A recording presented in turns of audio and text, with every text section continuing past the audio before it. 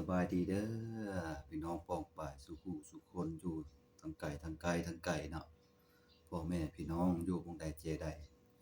วันนี้ก็มาเด้อมากินข้าวเที่ยงนำกันเนาะวันนี้เนาะก็บ่หลายยายห้างเนาะขอแก้ข้าวจักหน่อยก่อน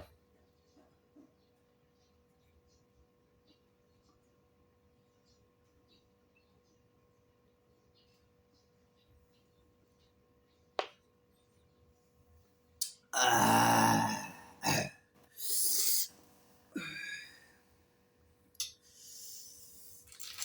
มาเด้อพี่น้องมากินกันเด้อจุดจัดนะ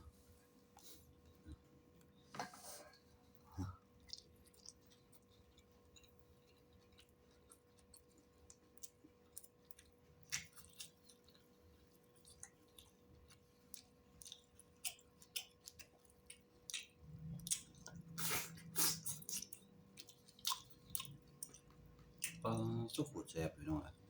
แซ่บคักแซ่บแน่นะครับ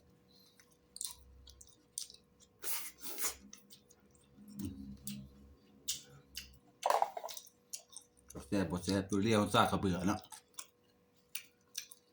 ตัวแซ่บของมันน่ะ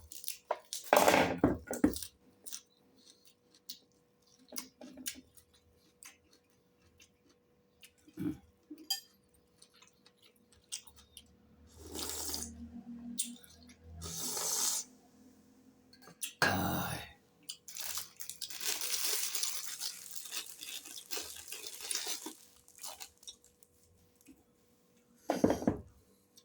แม่นจั่งใดนี่สร้างกระเบือตำแจ่วเด้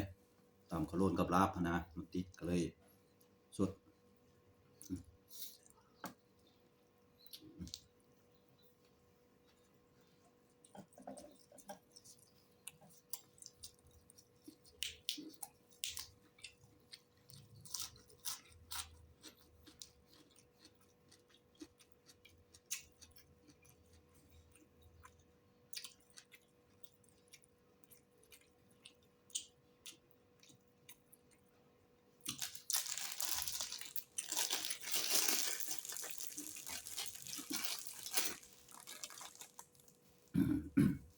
ขึ้นชื่อว่ามักกันเนาะกินยามใดก็บ่เปิดบ่น่ายเด้ขึ้นชื่อว่ามักขึ้นชื่อว่าแซ่บแล้วก็ได้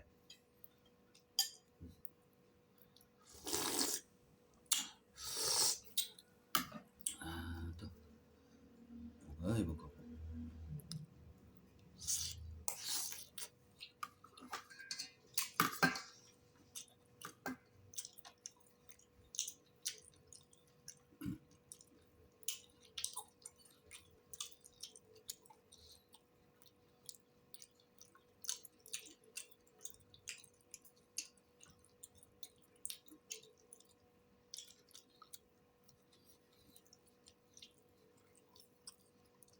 ตอนใหญ่ๆคำใหญ่ๆน่ะ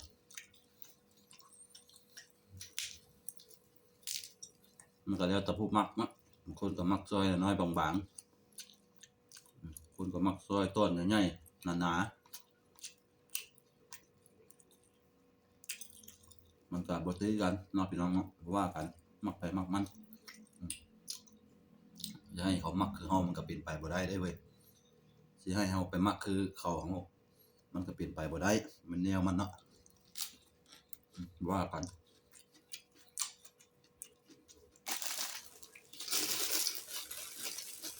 งามผู้มักคักผู้อยากได้เขาว่าหั่นแหละ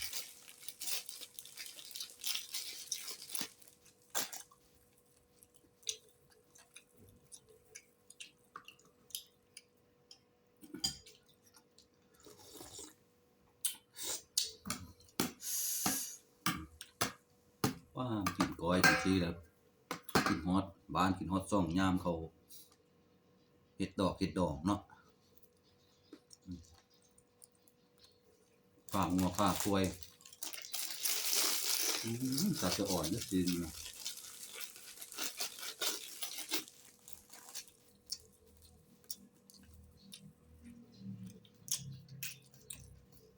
ข้าวอยู่บ้านเอาไปให้ไปฆ่างัวฆ่าควายนำเขาไปเฮ็ดอยู่เฮ็ดกินไปพอได้กินใส่ท้องใส่ไส้น่ะสักทีพอ เข้ามาก็คิดฮอดบรรยากาศตามนั้นเลยเนาะ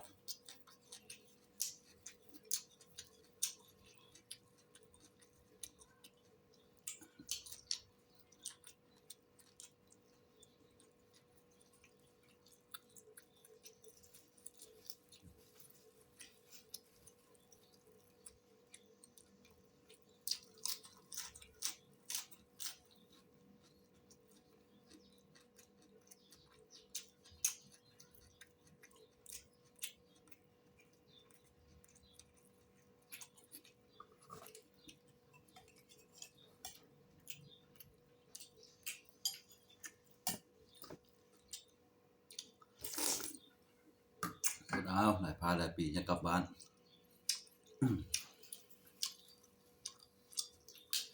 คันบ่ตายจะได้เห็นหน้าเดี๋ยวหรอกเนาะอยู่บ้านอยู่ช่องไปเลย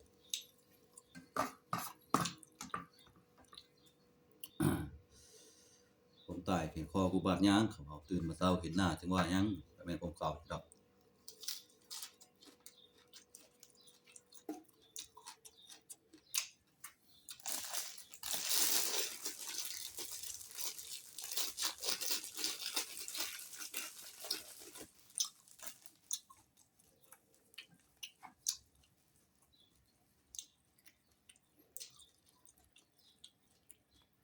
ผู้ใดเข้ามารับชมคลิปก็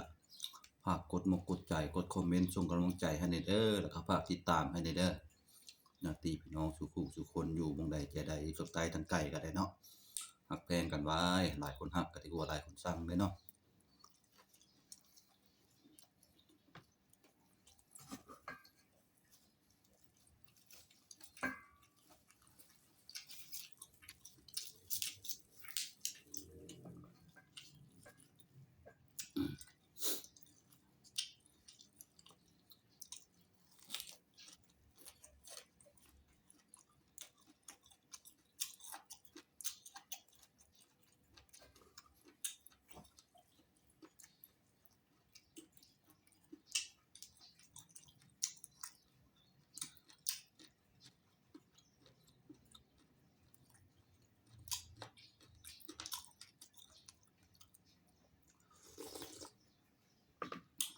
เอาสำหรับคลิปนี้ก็บ่มีหยังหลายเนาะขอกล่าวคำว่าสบดและสบายดีเด้อ